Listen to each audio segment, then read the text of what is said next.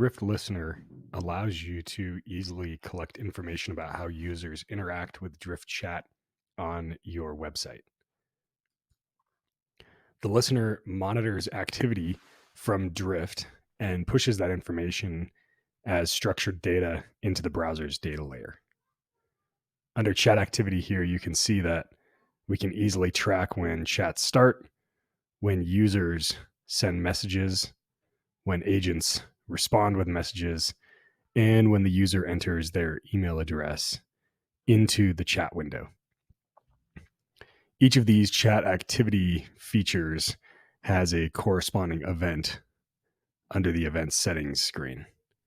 And when they're enabled, you'll see that the active switch is turned on.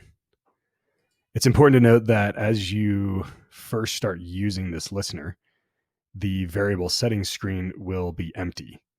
What you'll want to do is publish some of the chat activity listeners and allow that to run on your website and collect information from actual chats. That will then populate variables into the variable that can use other features such as writing custom rules based on existing values.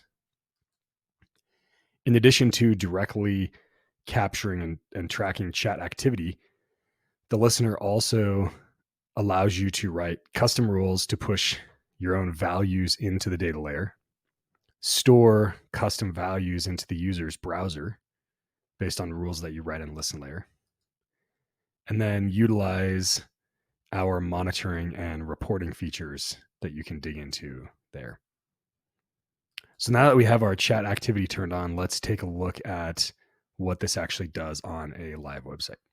So here we are on a live website, and what we can see in the console when the page loads is that our ListenLayer information and settings is pushed into the console so we can verify what's actually running. You can see here we have the Drift listener enabled, and you can actually see the individual features that push information into the data layer. You can see that those are turned on. So let's go ahead and interact with this chat.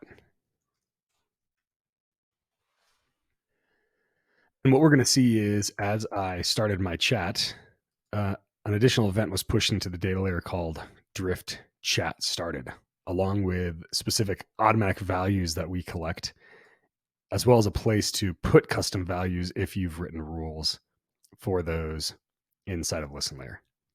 In addition, since the user has sent a message, we see this event called Drift Message from User, and we can see the actual text of the message and some other characteristics, including the count of messages from user, which will incrementally increase as more messages are sent.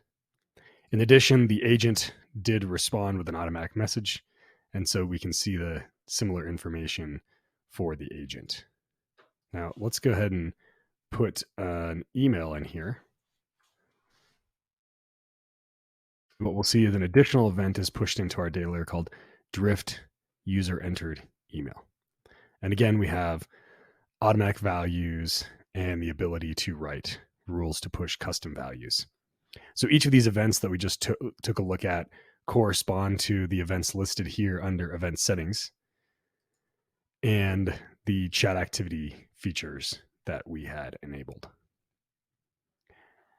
Now, in addition to looking at this in the console, you can use Google Tag Manager's debug mode to get a view of how Tag Manager actually reads the data layer. So let's take a look at that. So here we are looking at our website again, and we have the debug view turned on inside of Tag Manager. Let's take a look at our data layer now. So we can see in a similar fashion to the console, Google Tag Manager has now read our data layer. You can see the chat started data layer appearing here with all of its contents that we already reviewed, as well as Google Tag Manager's view from reading that. And you can see again, maybe a little bit more easily, how we have automatic values and custom values.